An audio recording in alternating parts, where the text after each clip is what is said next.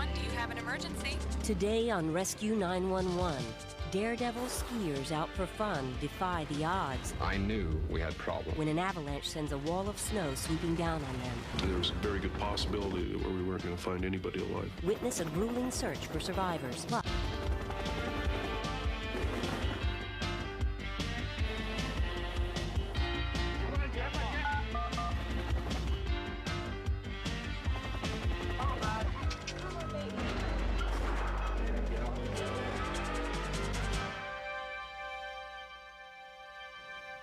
We begin early on February 19th, 1990.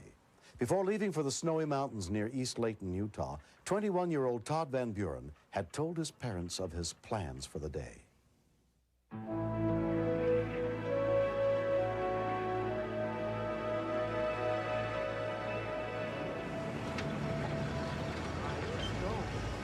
Todd had indicated to me that he and Scott Jaime were going to go snowshoeing, and he would leave his truck as far as they could get it. You all right, Todd?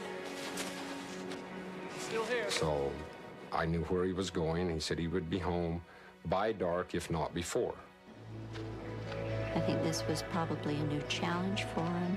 Todd had talked about it for a long time. If there was some good hills, they wanted the skis there so they could ski down and tube down.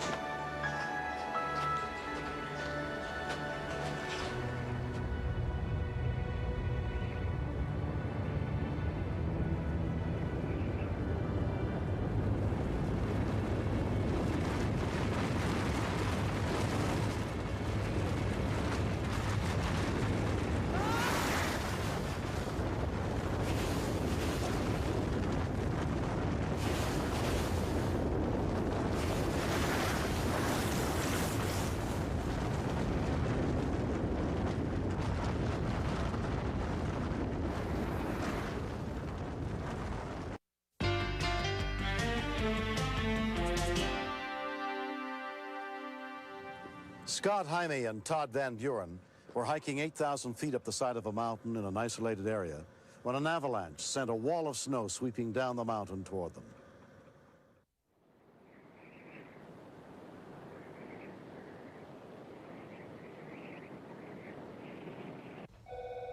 Around 8 o'clock that evening, the Van Burens heard from Scott's girlfriend, Kim Thomas. Oh, Kim, yeah, have you heard from Scott? I'd called Todd's parents and spoke to his mother, and she said they were beginning to get a little worried.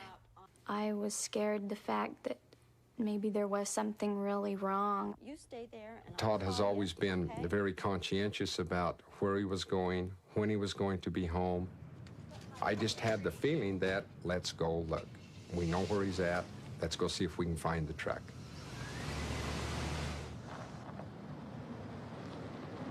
As usual, Todd had drawn a map for his parents, so they'd know what part of the mountains he was heading for.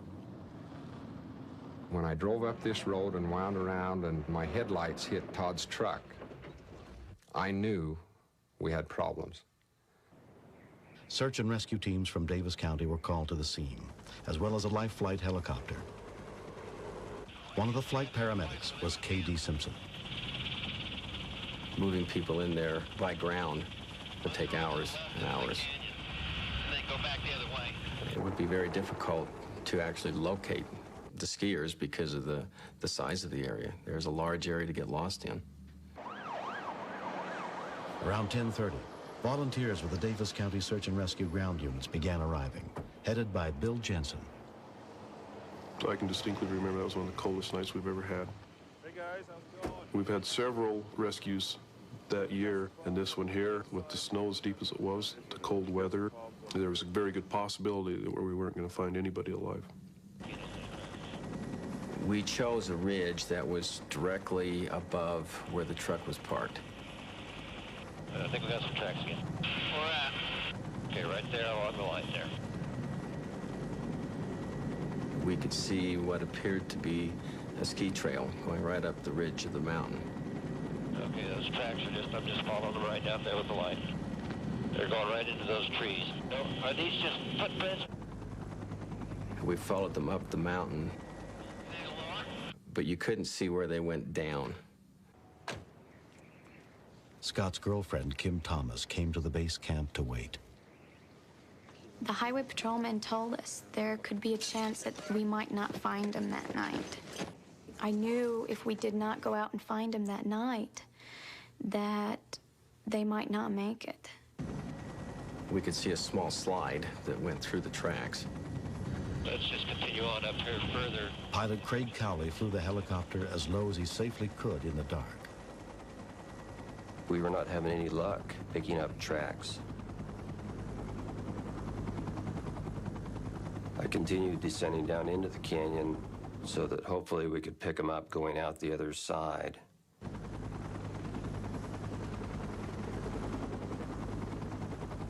I just happened to spot some movement. Roger, we got two individuals down here, it looks like. They're at the bottom of the canyon. One's waving at us, very little movement, if any, from the second one.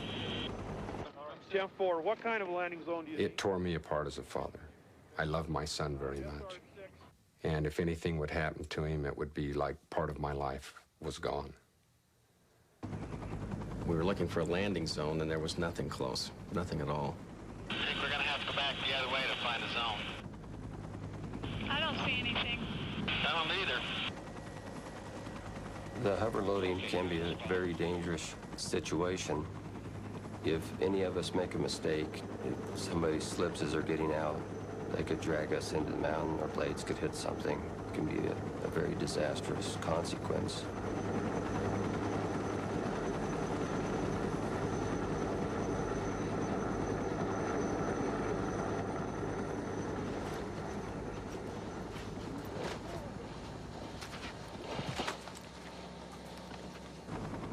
Back at the base camp, plans were being made to try to get the young men out of the steep canyon, no matter what their injuries.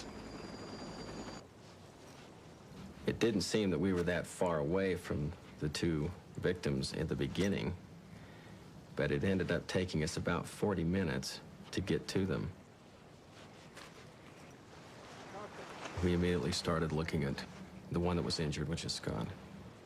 And it was obvious that he had a broken leg. Broke his fever. I'm okay. They were very hypothermic. They had been wet, and that the clothing had frozen. Hey, tell me what happened. We were skiing down a slope, and when I came down to Scott after the avalanche had stopped, that's when he said that his leg was broken. Todd had splinted Scott's leg with a ski pole. Then they began to make their way slowly down the mountain. I dragged him for about 4 hours like this. By that time, I was totally exhausted. I fell backwards into the water. It felt like it was 20 below zero. We just started cuddling up together from there, trying to conserve each other's body heat. As you look down into the city where we was at, the lights were out there, and we thought, you know, here we are up here freezing, and nobody down there, nowhere up here. I believe they were to the point where they were beginning to go downhill, so to speak. Scott was scared, and he was truly afraid that he wasn't going to make it out of there. He told us that a couple of times. Additional rescuers were carefully brought in by helicopter 3 at a time.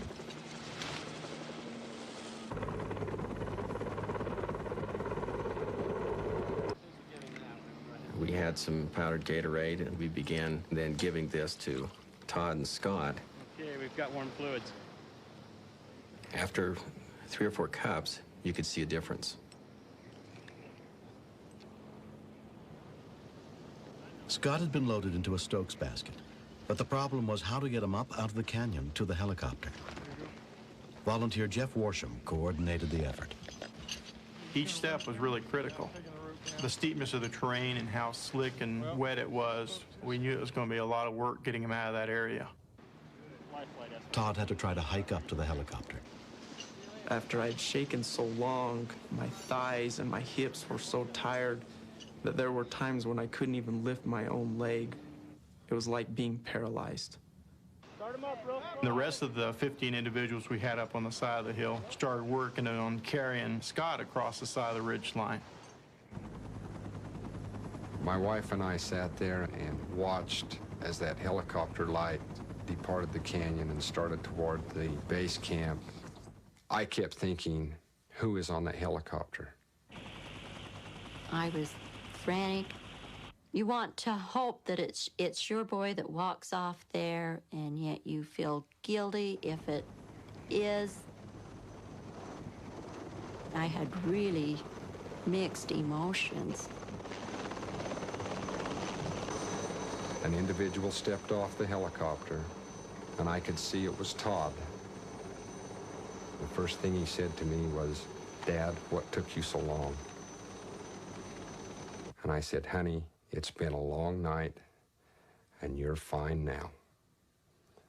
And that was just probably the most thrilling moment in my life, to have my son back and to know that he was okay.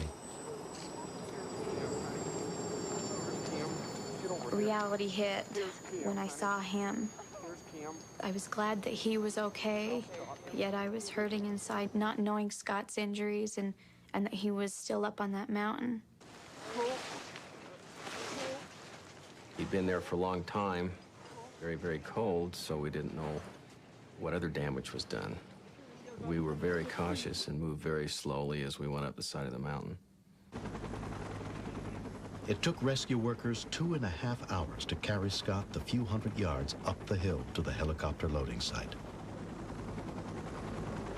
At the hospital, he underwent surgery for his broken leg and was released after 5 days. When I was in the Avalanche, on the way down, I thought I was gonna die.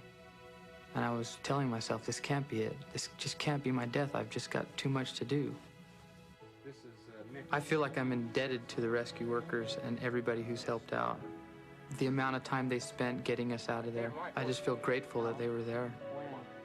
Todd recently became a volunteer with the Davis County Search and Rescue Team. After seeing the search and rescue handle the situation like they did, I've been on one side of the fence. Now I wanted to get out and help people that were maybe out there in the same situation I was in.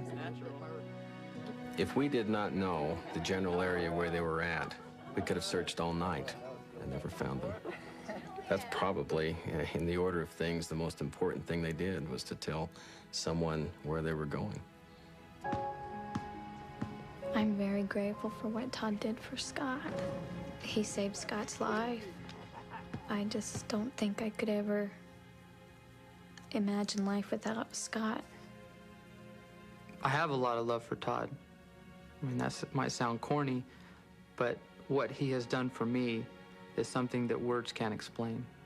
I don't know if I'll ever be able to repay Todd. I hope I do someday. I hope I get the opportunity to prove myself that I'm just as good a friend to him as he is to me.